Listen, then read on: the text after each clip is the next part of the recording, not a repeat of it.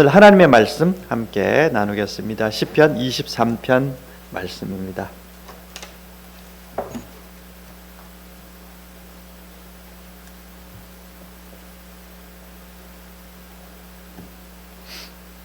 우리가 너무나 유명한 심지어 불신자들도 다 들어봤을 법한 본문인데요. 시편 23편 말씀을 가지고 오늘 여러분과 함께 은혜를 나누기 원합니다.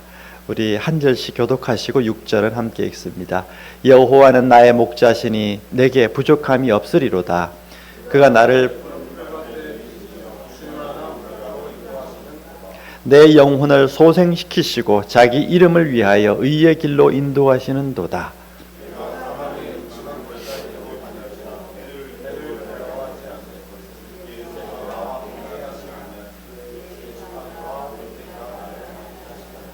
주께서 내 원수의 목전에서 내게 상을 차려주시고 기름을 내 머리에 부으셨으니 내 잔이 넘치나이다. 내 평생의 선하심과 인자하심이 반드시 나를 따르리니 내가 여호와의 집에 영원히 살리로다. 아멘. 오늘은 시편 23편 다윗의 노래 이런 제목으로 함께 말씀을 나누기 원합니다. 우리 인생에는 또 여러 가지 마음속에 생각들이 있겠지만 생각들을 잘 정돈해서 또 이것이 좋은 생각의 결과들을 갖고 살아가는 것. 그러니까 화가들은 각고의 노력을 통해서 아름다운 뭔가를 작품을 만들어내고 또 우리 문학을 하시는 분들은 우리 마음속에는 많은 생각들이 있죠. 그렇지만 그걸 정제하고 정갈하게 만들어서 정돈된 언어 또 그리고 아름다운 언어를 만들어서 시나 문학을 만들어내면서 그것이 이제 아름다운 뭔가의 세계를 만들어냈죠. 이렇게 되는데 성경에도 시편, 물론 성경 전체가 사실은 다 그렇습니다만 성경의 시편들도 마음속에 있는 여러 가지 특히 신앙 안에서 고백된 언어들, 정제된 언어들을 가지고 이것을 고백해 놓은 것들이 시편이 되겠습니다. 그래서 이게 상당히 뭐라고 그럴까요? 마음속에서 오랜 세월 동안 시간을 두고 정제되고 정돈된 생각들을 만들어서 이렇게 표현해 놓은 것이 시편인데 그 중에 23편은 흔히 이제 다윗의 시로 알려져 있습니다. 제가 이 23편을 다윗의 인생시다 이렇게 표현을 했는데 그만큼 이게 아름답고 또 굉장히 수준 면에서도 높은 수준을 자랑하고 있기 때문에 그렇다 하는 생각이 듭니다. 근데 그 시, 모든 인생 우리가 우리의 표정부터 시작해서 우리의 동작이나 우리의 언어나 우리의 행동이나 또 우리가 만들어낸 여러 가지 작품들이나 이런 것들을 보면 그 사람의 영혼이나 그 사람의 삶을 다 이렇게 우리가 반추해서 반대로 볼 수가 있죠. 다윗의 인생이 어떻는지 이런 것들을 시편 23편을 통해서 알 수가 있겠는데요. 릴케라는 그 독일의 유명한 시인이 있습니다. 이분이 쓴 인생이라는 제목의 시가 있는데요. 이 인생의 시가 어떻게 되어 있나 한번 좀 여러분하고 나눠보기 원하는데 인생을 꼭 이해할 필요는 없다. 인생은 축제와 같은 것이다. 인생은 축제와 같은 것이 이 사람이 정제된 인생에 대한 개념 정의는 인생은 축제와 같은 것이다. 하루하루를 일어나는 그대로 맞이해라. 길을 걷는 아이가 바람이 불 때마다 꽃잎들의 선물을 받아들이듯 아이는 꽃잎을 모아 간직하는 일에는 관심이 없다. 머리카락에 행복하게 머문 꽃잎들을 가볍게 떼어내고 아름다운 젊은 시절을 맞이하며 새로운 꽃잎으로 손을 내밀 뿐. 이게 인생이라고 이분이 시를 써놨어요. 이 릴케 시는 물론 이 사람의 인생 자체가 그런 건 아니지만 인생은 이런 것이었으면 좋겠다는 희망 섞인 그렇지만 이제 이렇게 인생에 대해서 노래를 했습니다.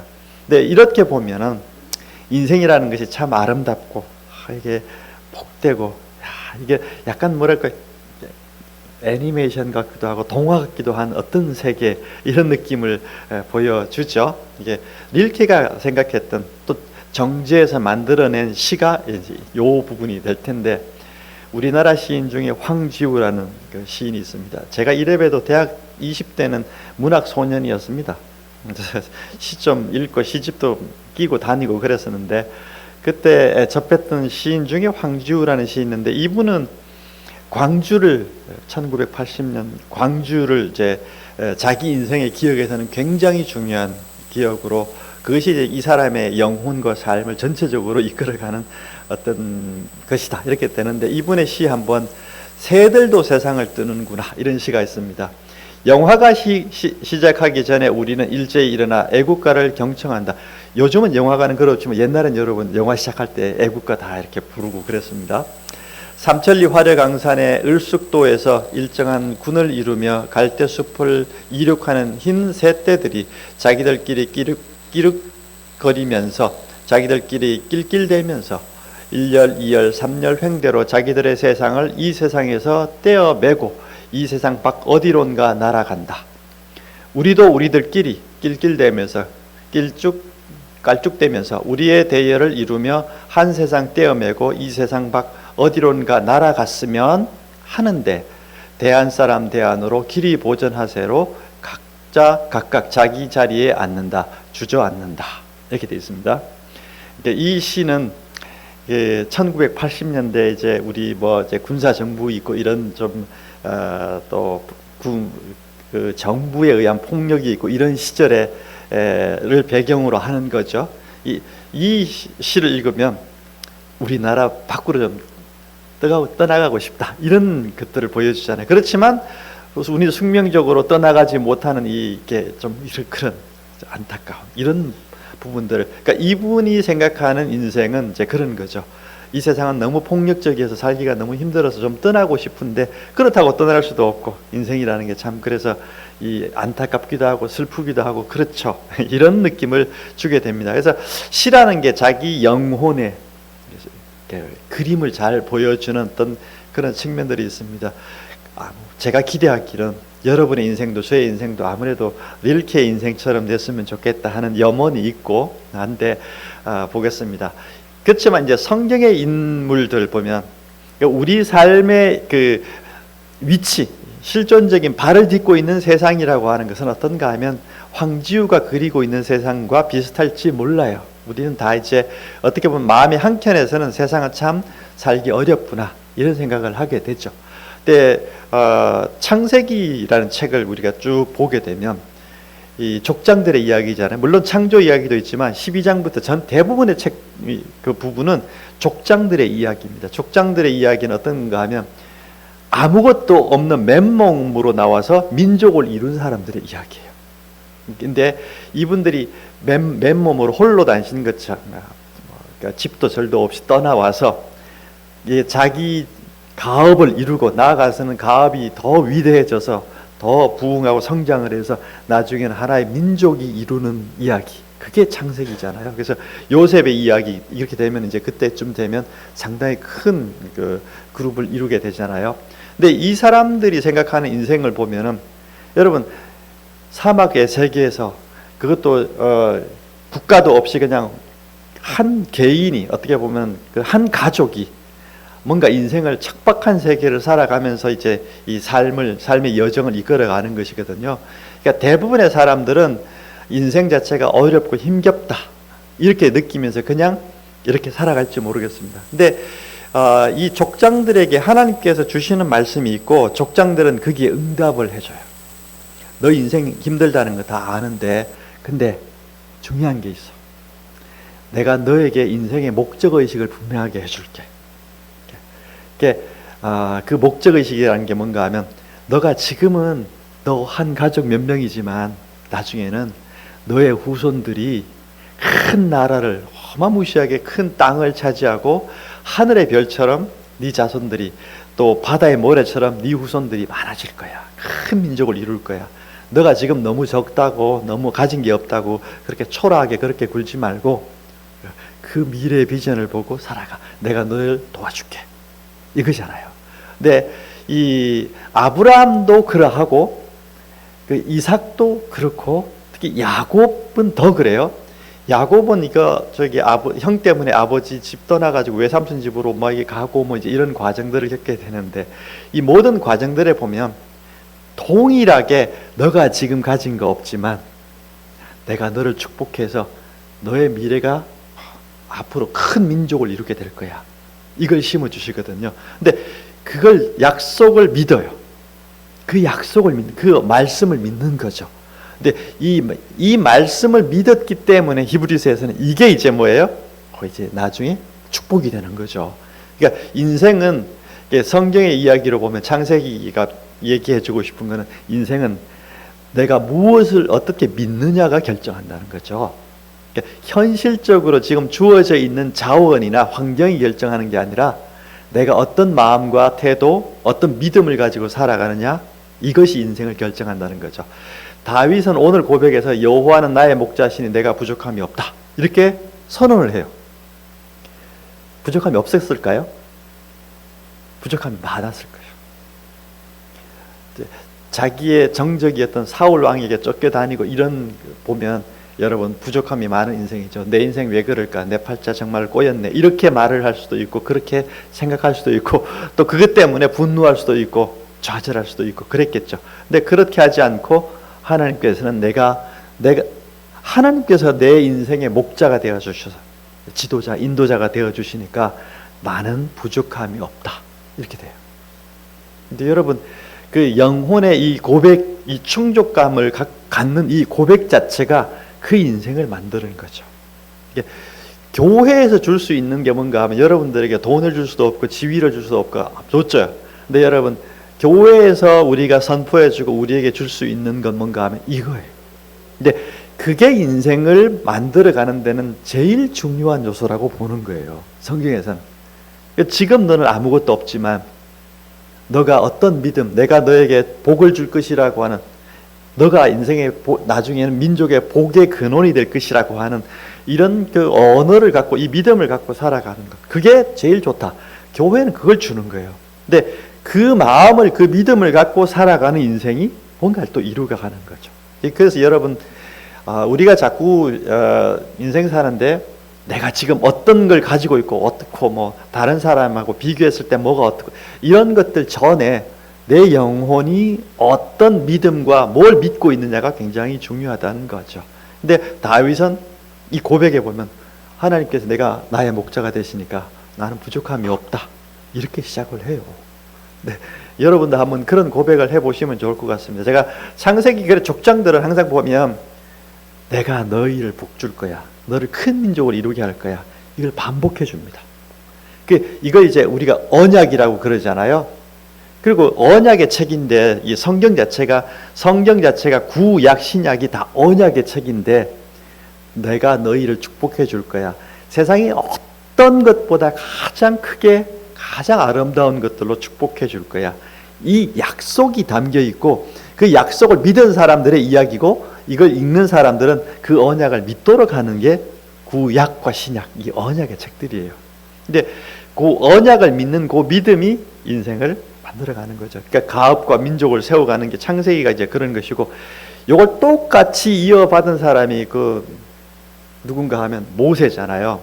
떨기나무에서 뭐라 그래요? 하나님이 나타나서 나는 누구라 그래요? 아브라함의 하나님, 이삭의 하나님, 야곱의 하나님입니다. 그 얘기가 뭔가 하면 내가 너에게 나타나서 아브라함, 이삭, 야곱에게 약속했던 거 있잖아, 너를 통해서 이룰게, 이거잖아요. 그 언약을 재확인해줘요. 그 반복해주죠. 그리고 그 언약대로 하나님은 또 출애굽의 여정, 이 사건, 이걸 일으켜서 정말로 이제 민족을 이루어가는 과정들을, 역사를, 출애굽기 과정을 통해서 이루시는 것들을 보게 되죠. 그러니까 항상 보면 위대한 그 신앙인들은, 보면 성경의 위대한 신앙인들은 요게 확실해요. 언약에 대한 믿음이 확실해요. 그래서 그걸 일생 동안 지속하는 게 굉장히 중요하더라 하는 것이 될 것 같습니다. 다윗도 이제 마찬가지죠. 자기 인생에 보면 요게 확실해요. 그 성경의 인물들은 다 보면 자신과 하나님과의 관계에서 언약을 다 맺고 있어요. 그래서 모세도 언약이 있고 족장들도 다 언약이 있고 하나님과 만나서 다 이 언약이 있습니다. 개인적인 언약들이, 내가 하나님께서 나에게 좋은 하나님이 되시고 축복하시는 하나님이 되시고 나는 하나님의 백성으로 하나님의 아들 딸로 살겠습니다 하는 이 언약이 항상 있어요. 다윗도 그런 언약이 있습니다. 그래서 이제 그런 언약 속에서 자기 인생 자체를 펼쳐가는데, 그게 이제 영혼의 언어를 만들고 자신의 생각을 만들고 가치관을 만들고 자신의 의지를 만들고 이렇게 해가죠. 그래서 이제 다윗이 골리앗을 쓰러뜨리고 하는 이런 것들 보면 이런 것들이 다 있어요. 근본적으로 이런 것들이 마음속에 자리 잡고 있다, 이런 것을 우리가 볼 수가 있습니다. 그래서 우리 삶은 하나님께서 그 다음 이야기로 넘어가면 그가 나를 푸른 풀밭에 누이시고 쉴만한 물가로 인도하시는도다. 이건 인생, 이렇게가 아까 좀 전에 우리가 함께 나눴던 것처럼 자기 인생에 대한 해석이고 자기 인생에 대한 희망이기도 하고, 자기 인생이 지금 이렇게 되고 있다는, 그러니까 우리가 리얼하게 표현하면 여러 가지 어려운 것도 있고 하겠지만, 자기 인생의 전체적인 것들은 하나님께서 나를 푸른 풀밭으로 쉴만한 물가로 인도하고 계시는 여정이다. 내 인생은 그 여정 속에 있다, 이런 고백이거든요. 그러니까 이게 인생에 대한, 자기 인생에 대한 아름다운 이해고 해석이기도 하고 표현이기도 고백이기도 합니다. 그리고 내 영혼을 소생시키시고 자기 이름을 위하여 의의 길로 인도하시는다. 이제 여기는 의에 대한 부분도 나오는데요. 그러니까 우리 인생의 영혼, 우리 삶을 소생케 하시고 하나님께서는 또 우리를 의로운 인생으로 이끄신다. 올바른 이런 것까지 지금 하나님께서 우리 인생을 그렇게 아름다운 인생으로 이끌어 가시겠다고 하는 그 언약을 기본적으로 담고 있고, 그 믿음 속에서 내 인생은 지금 이루어지고 있다, 혹은 이루어졌다, 이루어져 왔다, 이런 것들이 여기에 지금 1, 2, 3절을 통해서 고백이 되어 있다, 이런 것을 볼 수가 있습니다. 이런 고백이, 그러니까 여러분 우리 인생 살면서 뭐 여러 가지 삶에 대한 언어들이나 표현들이 많겠지만, 기본적으로는 이런 믿음의 언어를, 고백의 언어들을 잘 갖는 거, 우리 다윗처럼 이런 고백의 언어를 갖는 건 굉장히 중요하다. 인생을 자기 인생을 어떻게 만들어 가느냐도 중요하고 자기 인생에 대한 해석도 굉장히 중요합니다. 둘째는 내가 사망의 음침한 골짜기로 다닐지라도 해를 두려워하지 않을 것은 주께서 나와 함께 하심이라. 주의 지팡이와 막대기가 나를 안위하십니다. 주께서 내 원수의 목전에서 내게 상을 차려주시고 기름을 내 머리에 부으셨으니 내 잔이 넘치나이다. 하나님께서는 우리 인생을 축복하시는데 심지어 시련의 과정을 통해서도 까지도 축복하신다, 이런 거예요. 시련의 여러 가지 과정들을 통해서도 우리 인생은 축복하신다. 그래서 여러분, 제가 반복적으로 우리가 얘기하는데, 우리 인생에서 우리가 이제 자주 생각하는 게 어렵고 힘겹고 여러 가지 시련이나 어려운 상황들이 닥치면 우리 피하고 싶어해요. 회피하거나 자꾸 이렇게 멀리하거나 혹은 등을 돌리거나 이런 거거든요. 여러분 생각해보면 우리 학생들에게 공부 어떤 거예요? 시련일 수 있죠. 어려운 과정이에요. 농부들에게 농토, 밭, 논 이런 거 어떨까요? 고난의 현장이잖아요. 땀 흘려야 되고. 어부에게 바다는 뭘까요? 그것도 굉장히 땀 흘리고 잠 못 자고 때로는 위험하기도 하고. 근로자들에게 직장 생활하시는 분들, 오늘은 주일에 쉬지만 직장이라고 하는 거, 그게 또 시련과 어려움의 세계죠. 선생님들에게 요즘 학교, 그렇습니다. 다 시련의 현장일지 몰라요. 근데 이걸 그렇지만 이제 뒤집으면 뭔가 하면, 학생들은 공부를 통해서 성장을 하죠. 농부들은 농업을 통해서 자기 인생의 여러 가지 것들이 성장하고 성숙해가고 또 자신의 인생에 필요한 것들을 얻기도 하죠. 어부도 마찬가지고. 업을 통해서 자신에게 주어진 일이라고 하는 것을 통해서, 직업을 통해서 우리는 경제적인 것도 얻지만 자기 인생의 여러 가지 것들도 성장해가고 성숙해가는 과정인 거예요. 그러니까 이 다윗이 지금 오늘 거기 4절, 5절에서 이렇게 쭉 고백해가는 것들, 4절에서 고백해가는 것들을 보게 되면 어려운 인생의 여러 가지 과정들조차도, 그죠? 이게 다 우리 하나님의 뜻 안에서는 다 필요한 것이고 우리를 성장시켜가는 것이다. 그래서 여러분, 우린 자꾸 노동 안 하고 편안하게 이렇게 살려고 하는 거 좋아하는데, 그러니까 우리 해겔이라는 분도 그런 얘기하지만 갑으로 살라고 그러지 마라. 갑들은 도대체 세상에 배울 게 없어. 배우는 게 없어. 보고만 받는 사장님들 있잖아요. 아무것도 몰라요. 자기 회사가 어떻게 돌아가는지. 정말 잘 아는 건 누굴까요? 현장에서 일하시는 근로자들이 제일 잘 알잖아요. 왜냐하면 그분들이 그걸 다 헤아리고 있고, 다 그게 어떻게 해야 되는지 노하우를 다 알고 있고, 어떻게 살아남는지도 알고, 어떻게 만들어야 되는지도, 어떻게 해야 되는지 다 아는 것들. 이게 을들이 사실은 훨씬 더 많은 것을 이해하고 있고, 또 자기 성장을 훨씬 더 많이 꾀할 수 있습니다. 그래서 우리가 너무 편안하게 살고 이런 거 말고, 시련의 과정들을 통해서 내가 성장하고 성숙해 가는 과정이구나. 이걸 통해서 하나님께서는 또 내 인생을 아름답게 하시는구나. 이런 믿음을 갖고 살아가면 우리 인생의 문제들도 그렇게 대하면 훨씬 좋겠다. 시련 앞에서 보면, 디모데후서에도 보면 하나님께서 우리에게 주신 것은 두려워하는 마음이 아니고 오직 능력과 사랑과 근신하는 마음이다. 이건 시련 앞에서일 거예요. 두려워하는 마음. 우리 어려운 일 생기면, 여기서 두려워한다는 말은 겁낸다는 표현도 되겠지만, 오늘날은 두려운 일들이 그냥 거부하고 싶은 어떤 세계일지도 몰라요. 내가 당면에서 마땅히 해야 될 세계지만 자꾸 거절하고 싶고 멀리하고 싶어 하려고 하는 어떤 세계, 이런 것들이요. 농부가 비 온다고 논에 안 나가고 밭에 안 나가면 안 돼요. 그 시간에도 가서 돌보고 해야만 우리 인생에 뭔가가 주어지죠. 두려워하는 자들, 요한계시록에는 두려워하는 자들과 믿지 아니하는 자들과 불신자들과 하나님을 대적하는 사람들과 예수님을 부인하는 사람들과 두려워하는 사람들과 믿지 않는 사람들과 그리스도를 대적하는 사람들이 동격으로 되어 있습니다. 두려워한다고 하는 것, 이건 이제 시련 앞에서인데요. 박해 앞에서겠죠. 시련 앞에서 두려워하는 사람들은 믿지 않는 사람들, 심지어 교회를 박해하는 사람들과 같이 불과 유황으로 타는 못에 던져질 거다. 이것이 둘째 사망이다. 이게 심판의 대상이 돼요. 이런 것들이 참 사실은 무서운 건데, 이게 여러분 해주시는 말씀이, 우리가 좋은 인생의 뭔가를 만들려면 우리 앞에 있는 시련을 대하는 마음이 중요한데, 다윗은 이거 지금 보면은 이것 통해 내가 인생의 여러 가지 어려움 속에서도 하나님은 함께 하시면서 주의 지팡이와 막대기가 나를 안위하시니까 가면 돼, 이런 거거든요. 거절하고 거부하고 두려워하지 않는 마음인 거예요. 그러니까 이걸 뭔가를 이루는 거죠. 두려워한다고 하는 것은 자꾸 거부하고 뒷전으로 미루고 오늘 일을 뒤로 미루고, 이런 것들도, 이 게으름도 일종의 두려움의 한 현상입니다. 이런 것들이 인생을 어떻게 해요? 퇴락시키는 거예요, 사실은. 저는 두려워하는 것은 죄다. 두려워하는 것은 죄입니다. 이거 성경에 전체적으로 보면 두려워하는 것은 죄입니다. 시련 앞에서 두려워하는 것, 뒷걸음질 치는 거, 부담감을 갖는 거, 거부감을 갖는 거, 분노하는 거, 불평하는 것, 이런 것이 모두 다 죄입니다. 이런 마음들이 뭘 해요?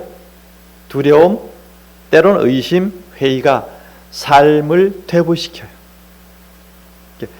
인생에서 하지 말아야 될 것 중에 두려움이 있고 게으름이 있는데, 이런 것들이 뭔가 하면 성장하고 뭔가 일을 성취해 갈 수 있고 창조해 갈 수 있는 것들을 못하게 해요. 그것만큼 여러분 무서운 게 어디 있어요? 내가 열심히 뭔가를 해나가고 걸어가고 나아가면 뭔가 이룰 수 있고 해나갈 수 있어요. 근데 두려워서 안 하거나 게을러서 안 하는 건, 이건 인생 자체를 퇴보시켜요. 그래서 우리가 자신의 인생을 두려움을 잘 극복하고 나갈 줄 아는 이런 지혜로움이 필요하고, 그게 이런 다윗의 고백에 보면 두려움과 게으름을 잘 다룬 사람들이 인생을 성공합니다, 여러분. 두려움은 죄다, 게으름은 죄다. 여러분 그거 잘 기억하면 좋을 것 같습니다. 그러니까 시련을 어떻게 받아들이고 해석하느냐, 시련을 통해서 잠재력을 일깨우고 가능성을 실현해 가는 게, 이게 여러분 시련의 과정입니다. 운동선수들 보면은, 우리나라 이제 엘리트 스포츠가 주류잖아요. 초등학교 때부터 야구, 축구, 또 여러분 요즘 우리 세계적으로 하는 뭐라고 팝 스타들 노래하는 우리 보이 그룹, 이런 애들 보면 남들 학교 다니고 이렇게 잘 놀고 게임하고 이럴 때 걔들은 벌써 가가지고 춤하고 그다음 운동하고 이러잖아요. 엄청난 시련의 시간이죠. 그거 비판하시는 분들도 있긴 하겠지만, 엄청난 시련의 시간이죠. 근데 그 운동선수들이나 아티스트들이 10대부터 벌써 그런 것들을 시작해서 하기 때문에 자신의 잠재력을 충분히 깨워서, 그죠? 성장하고 성숙해서 세계적인 사람들이 되고 프로 선수가 되고 세계적인 아티스트가 되고 이렇게 하잖아요. 그 개인들은 시련을 통해서 열매가 맺게 되는데, 조금 더 나가면 내가 어떻게 사느냐 하는 것은 내가 만들어내는 결과물들이 다른 사람들에게 영향을 줍니다. 내가 인생을 잘 살아서 좋은 것들을 만들면 다른 사람들에게 좋은 게 가요. 근데 내가 인생을 잘 살지 못해서 좋은 결과를 얻지 못하면, 내가 맺어야 될 열매를 맺어서 주지 못하면 그 다른 사람들이 그걸, 농부가 열심히 농사를 지어서 사과 농사를 지어서 좋은 사과를 수확해서, 그러면 이제 사람들에게 좋은 사과를 제공할 수 있겠죠. 농부가 게을러서 벌레 먹고 다 시들고 이렇게 해가지고 사과가 그냥 별 볼품 없는 사과를 생산하면 사람들은 어떻게 해요? 볼품 없는 사과를 먹어야 돼요. 이게 그렇게 됩니다. 그래서 내 인생은 단순히 내 인생이 아닙니다. 그러니까 내가 열심히 잘 살아야 되는 이유는, 내가 좋은 인생을 살고 좋은 사람이 되고 좋은 결과들을 만들어야 되는 이유는, 물론 나에게도 중요하지만 다른 사람들에게도 굉장히, 그 야구 선수 중에 오승환 선수라고, 저 선수가 그 우리나라 야구 선수 중에서는 근육이 제일 좋은 선수예요. 근데 원래는 저 근육이 좋은 게 아니고, 야구 선수들은 어떤가 하면 근육이 저렇게 이게 뭐라고 하나, 이게 뭐 보디빌더처럼 이렇게 근육이 많으면 안 좋다고 생각했어요. 왜냐하면 이게 유연성이 떨어지거든요. 그러니까 유연성이 떨어지면 투수로서 별로 이게 제구력이나 이런 것들에 도움이 안 된다고 생각을 해서 근육을 많이 키우는 것을 그렇게 권장하지 않았어요. 근데 저 선수가 한번 부상을 당했는데, 부상을 당하고 나니까 근육이 있으면 왠지 부상을 덜 당할 것 같고 뭔가 좋을 것 같다는 생각이 들어서 그때부터 근육을 열심히 키웠대요. 근육을 열심히 키우니까 그 근육을 키우는 시간들이 얼마나 힘들었겠어요. 땀 흘리고 근육 키우고, 남들은 집에 가서 쉬는 시간에 이 사람 혼자 웨이트 트레이닝 하고 막 역기 들고 막 이게 온갖 그 근육 키우는 운동들을 해가지고 키웠는데, 그러고 보니까 이제 우리 과거 벌써 꽤 오래전 시간이긴 하지만 15년 전쯤 되면 우리나라에서 저 사람 공을 함부로 칠 수 없는 직구가 올 거야. 야구 선수들이 저 사람이 투수가 무슨 공 던질 거야 예측하면, 알면 여러분 안타 칠 확률이 높아져요. 근데 저 선수는 직구 던진다고 아는데도 못 쳐요. 그런 선수 정도로 성장을 하게 되는데, 그게 이제 시련, 근육을 키운다고 하는 각고의 노력을 통해서 자기 인생의 여러 가지 결과들을 다르게 만들어 왔던, 그러니까 세계적인 선수로 도약을 하게 됐던 것도 그런 근육을 키우는 시련의 과정들을 잘 받아들였고 그렇게 했기 때문에 그런 것 같습니다. 우리도 여러분, 우리는 근육을 키우는 사람들은 아니지만 영혼의 근육은 키워야 된다. 그래서 내가 잘 키워서 좋은 인생을 살고, 특히나 시련이나 어려움에 대해서 우리가 좀 당당하게 이렇게 대하고 이런 것들을 해나가는 그런 훈련들이 필요하겠다. 성공하신 분들 보면 제가 지금 기억이 안 나게 하는데 딱 한 군데 뇌 속에 다른 차이가 있대요. 그게 뭔가 하면 그분들은 어려운 일이 생기더라도 그냥 한대요. 그냥 한대요. 근데 보통 사람들은 어렵고 힘겨운 일이 생기면 내일 하지 말아야지, 돌아가거나 이렇게 한대요. 근데 그 성공하신 분들은 이거 해야 된다고 생각하면 어려운 일도 그냥 한대요. 누가 이제 반대하거나 자꾸 이게 저항을 하더라도 그냥 한대요. 그런 사람들. 그게 시련 자체를 긍정적으로 받고 가는 거죠. 그런 사람들이 인생을 성공하더라 하는 겁니다. 제가 인용을 자주 하지만 최종병기 활 마지막 문장이 그거잖아요. 바람은 계산하는 것이 아니라 극복하는 거다. 우리에게 주어진 여러 가지 저항이나 시련들은 너가 한번 극복해봐. 이거 극복해봐. 네가 이렇게 해야 네 인생이 더 잘 성공할 거야. 야곱이 외삼촌 집에 가서 되돌아올 때 형님하고 관계가 안 좋은 상태에서 떠났다가 되돌아오잖아요. 형님을 다시 만나게 되는데 이제 이 두려움이 휩싸여 가지고, 형을 만나기 전에 두려움이 휩싸여 가지고 야복강에서 막 이러고 있는데 천사가 나타나잖아요. 근데 천사하고 이유 없이 씨름하는 장면이 나와요. 근데 씨름을 하는데 이 야곱이 천사에게 끝까지 물고 늘어지면서 한 가지만 약속해 주세요. 당신이 내게 축복하지 아니하면 가게 하지 않겠습니다. 요거거든요. 내가 너를 축복하겠다. 그래서 요 이후에 이름 자체를 야곱이 아니라 이스라엘로 바뀌죠.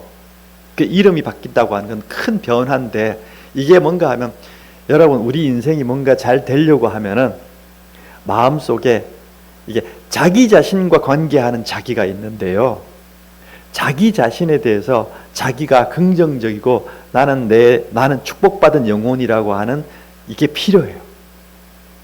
이걸 갖는 과정인 거예요. 그건 물론 하나님의 도우심이 있고 하겠지만 요걸 갖는 게 굉장히 중요한데, 그게 이제 하나님의 언약을 믿는 믿음이 자기 인격화돼서 나는 정말로 하나님의 축복받은 영혼이야, 그런 사람이야, 내 인생은 하나님께서 인도하셔, 이게 이제 되는 거죠.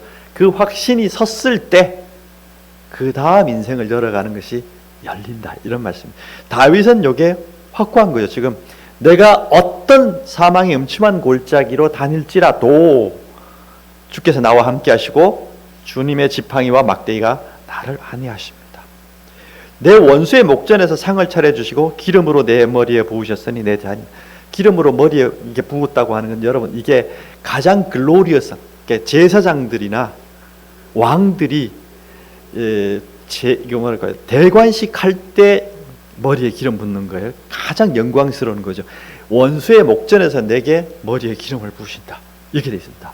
그러니까 이 자기 자신과 관계된 자기의 언어는 나는 하나님의 축복받은, 또 하나님께서 축복하시는 영혼이야, 이게 심지어 시련의 순간에도 그렇다, 이런 것들을 보여주고 있습니다. 그리고 이제 마지막으로 나는 그 좋으신 하나님과 더불어서 인생을 끝까지 함께 할 거야. 하나님은 내 평생에 선하심과 인자하심이 반드시 나를 따를 건데, 그러니까 내가 여호와의 집에 거하겠다. 이것만큼 좋은 게 없다 이거죠. 이것만큼. 이게 중요해요. 하나님이 어떤 분이냐 하는 것도 이미지도 중요한데, 내 평생에 하나님의 선하심과 인자하심이 반드시, 옛날 번역엔 정령 이렇게 되는데, 반드시 나를 따를 거니까 내가 여호와의 집에 영원히 살 것이다, 이거잖아요. 그러니까 이런 고백이 자기 인생을 끌어가는데 굉장히 중요하다. 인간은 영적인 존재이기 때문에 어떤 고백의 언어를 갖고 있느냐 하는 것이 인생에서 굉장히 중요합니다. 그래서 여러분, 하나님은 선하시고 그 인자하심으로 우리 인생을 이끄신다. 내 인생도 하나님의 선하심과 인자하심 속에서 이끌림을 받고 있다. 이런 그 자기 고백이 자기 인생을 만들어가게 됩니다. 마태복음 28장에는 예수님께서 마지막 제자들에게 볼지어다 세상 끝날까지 내가 너희와 항상 함께 있을 것이다, 이걸로 맞춰주잖아요. 그게 이제 가장 큰 축복의 언어거든요. 그게 이제 요 언어를 갖고 있는 사람들의 인생, 이런 것들이 인생을 아름답게 하더라는 거죠. 이것을 지속해 가는 거, 영원히 나는 그 하나님과 더불어 동행하는 인생을 살 거야, 이 믿음 속에 살 거야 하는 고백이 가득 담겨 있습니다. 그러니까 이 고백의 언어를 보게 되면 우리가 처음에 읽었던 릴케의 시에 대한, 인생에 대한 고백보다 훨씬 더 아름답다, 그리고 훨씬 더 능력 있다, 이런 생각을 하게 됩니다. 그러니까 우리가 시편 23편 묵상하시면서 다윗의 고백이 나의 고백처럼 내 인생도 좀 그런 믿음 위에서 이렇게 세워지고 그 믿음 안에서 나갔어요. 또 그 고백이 나의 고백이 돼서 내 인생이 정말로 그랬구나 하는 고백을 나중에 우리 인생에 마치는 순간에도 할 수 있게 되기를 바랍니다. 오늘 우리 인생에서 영혼의 어떤 실을 갖고 있느냐 하는 것이 중요하다. 좋은 실을 갖고 있는 거 했고, 하나님께서 함께 하시고 우리를 시련 속에서도 우리를 이끄시고 축복하신 분이다. 그리고 이 믿음을 지속하는 것이 우리 인생에서 가장 아름답고 복된 길이다 하는 것을 우리가 기억하시고, 이 시편 23편의 고백이 우리 모두의 고백이 되어서 복된 인생을 살아가시는 저와 여러분의 삶이 되기를 축복합니다. 감사합니다. 오늘 다윗의 시편 23편 말씀을 통해서 하나님과 동행하는 인생의 아름다움에 대해서 함께 나누었습니다. 다윗의 고백과 같은 그런 고백이 우리 영혼에 있게 하시고, 또 우리도 하나님과 더불어 아름다운 인생 열어갈 수 있도록 축복해 주옵소서. 주 예수 그리스도의 이름으로 기도합니다. 아멘. 찬송가 302장 찬양하겠습니다.